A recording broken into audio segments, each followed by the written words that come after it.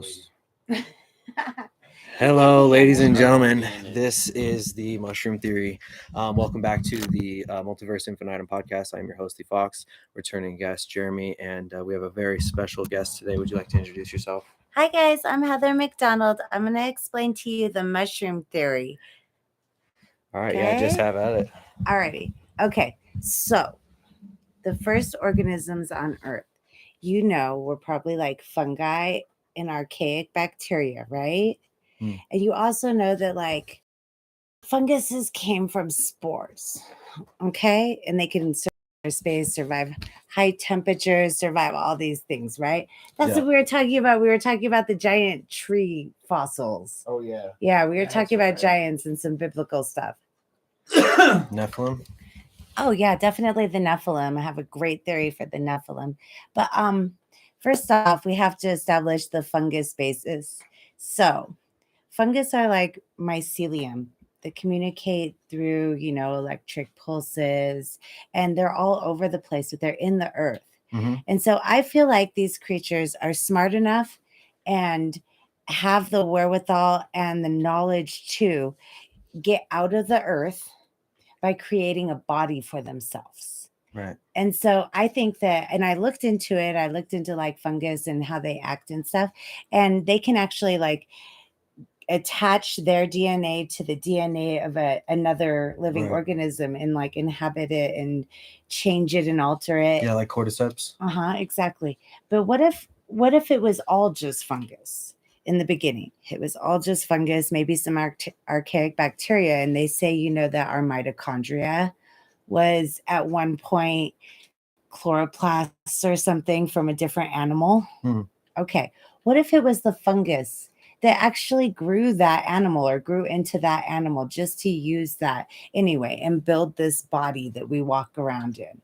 I think that we are in any kind of like planetary situation, space situation, wherever they land, they would be able to grow because it's hyper variable. It allows for all things possible. And this is just the possibility on this planet. You don't think that there's like maybe a divine pattern that manifests itself throughout planets, and that's why we're the atmosphere was different, and it allowed for creatures, beings to be large. How big did you say that dragonfly was? There was giant insects. There's giant a dragonfly that was 7 feet in length. Wingspan probably about 8-9 feet. And this was a long time after dinosaurs. And this was after mushrooms really flourished as well. And so the atmosphere was such that it allowed for large things to grow. And there was hominins back then. Okay. And there was like what, Australopithecus? Australopithecus. Yes. I can't ever remember these names. The one that starts with the H too. They were the ancestors of us, but I believe there was another species of hominid that we are not allowing for that was definitely talked about a lot. Do you think the origin of that hominid is this planet, or do you think it was, like you're saying?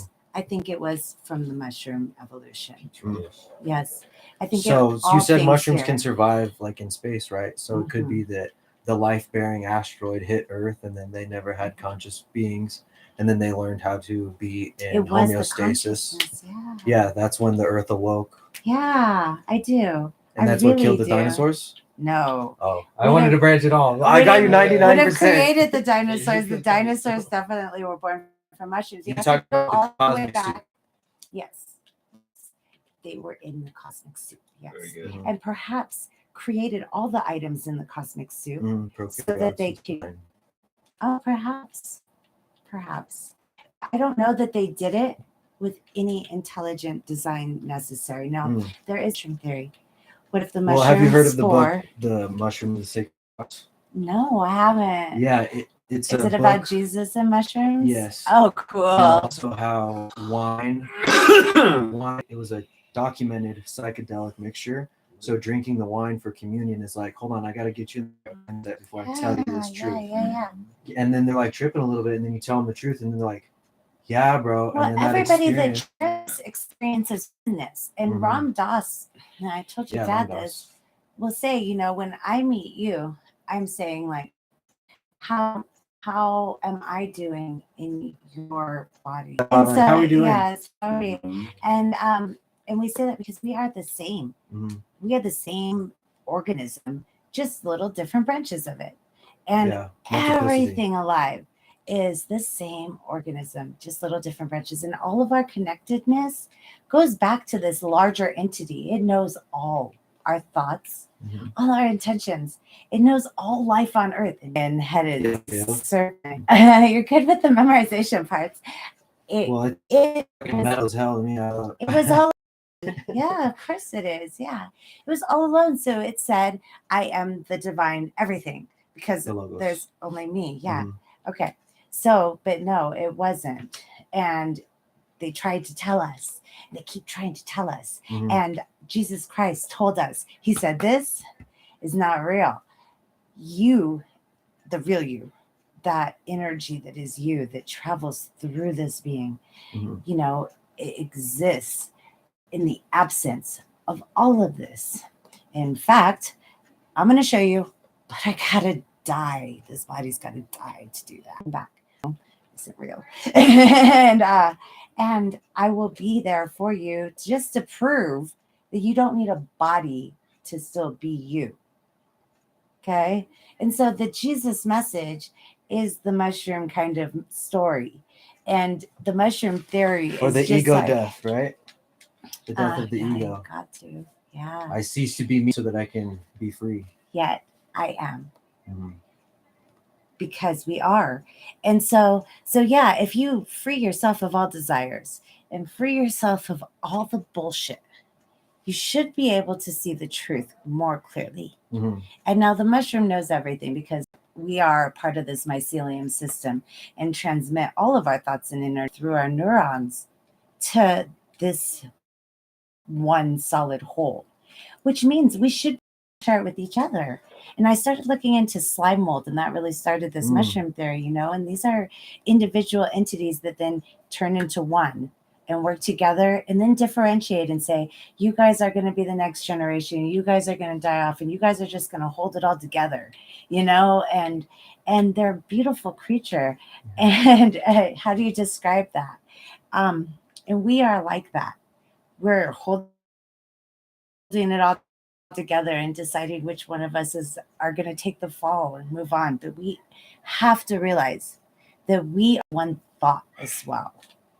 And so we have to just really believe that. And when you get rid of all the other nonsense, Jesus Christ, and Jesus is here with us all the time because this is all over all the time.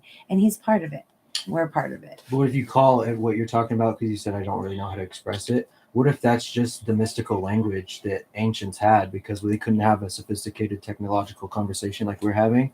So they had to use images and stories like snakes and rods and the death of a man. I think they had to actually dumb it down for the people they were explaining it to, because they would have been explaining it to the hominids who we are. And these would have been the Anunnaki and Thoth. And I believe that these were giants. I think that in the time when there were larger creatures, there was larger humans. You know that Beck song? In the time of chimpanzees, I was a monkey. I was too. I was. And so back then, and think Machu Picchu, they lived there. Okay. So the people in Peru, I've recently discovered they used carving tools to take the feathers off of birds. And then they adorn themselves. You can see that in their art. You can see that in their sculptures. Yep. So they basically covered for them because they were huge. And so they were like, we need to put our genes in an item that can carry it on. And they had this technology. They had full knowledge of what genes were. They had that knowledge. And they were like, well, shit, what do we do? And they found all the species that seemed similar to them, and they fucked the shit out of them and tried to make babies that were sustainable. And we happened to be the ones. Now, this is well documented in biblical texts that, you know, the Watchers came and they fucked every fucking thing that they could find. And I believe they were trying to their genes and sustain because they knew that in their form, not going to make it. Well, the text that you're referring to is the Book of Enoch, the third book of Enoch, and it's when they say angels, yes, because it was from their perspective. Yeah, there was 200, and they taught us things like metallurgy and makeup and jewelry and all this stuff. Yes. But it says they took human lives. Yes, they did, and they had like a reason for it. I think that is because it's from the Hebrew people's perspective. But wouldn't they? Oh, okay. So they only stretch their lineage, and so they're just chilling, and these big, huge, freaking winged, because they're covered in feathers, giant feathers, came and fucked all their freaking women. Yeah, they probably like had already realized that there was males and females and all that, because these are human-like in the first place. They're just very long. And then their children were giants. Abominations, the Bible says, multiple eyes, wrong number of eyes in the wrong place. Which you get from crossbreeding stuff. Something like a cyclops, something like giants. So have you read Gilgamesh then? The Epic of Gilgamesh, yeah. So the giant that guarded the forest. I believe that these giants knew their place, and they were guiding and protecting the humans from shit they didn't understand. You know, they didn't have knowledge yet. And these giants and these Anunnaki, or whatever you want to call the Watchers, came with knowledge, lots of it. This was a civilization that was well developed. And I don't believe it's a story. I don't believe that these people were record taking. They were not making up stories. They were just writing down what was. And so very similar stories about giants, about cyclopses, about winged beings. And yeah, well, the biblical description of an angel, though, is not found anywhere else. And it's not human to have wings. It's eyes within circles. You know, I mean, those are the wheels of the chariot. So there is Jewish chariot mythology that is a subsect of ancient Jewish esotericism, which talks about purely the glory and the throne of God and where it will seat. And also that's why the angels that you're referring to dropped on Mount Hermon, because that's also where God's throne is going to sit on Judgment Day. Oh yeah. So I think you're definitely like on the right track with all this stuff, but where I do see a difference is no other culture has tried to give universal language, or religion, I should say, has tried to give universal language to the people from above. Maybe we say, oh, that's what they mean by aliens, or oh no, they're talking about whatever. Our language, especially in the Western culture, is Christian based, and so far we haven't had a better like descriptor of how to talk about things like angels, even if we're talking about a city. Like there's an angel of New York because there's an idea, there's a higher idea that holds it together. And there's people who embody that idea, and they live at a time. The angel of New York will cease to exist, at least in the material realm, and New York will not be around. Nobody will talk like New York. Nobody will say this is New York. There will be no landmass or ideals or memorabilia about New York. Yeah. So those are fallen angels through time. Those ideas and those things that we've propped up as idols and big things fall apart, like the poem of Ozymandias. I could agree with that because there's also Hermes. A giant talking bird.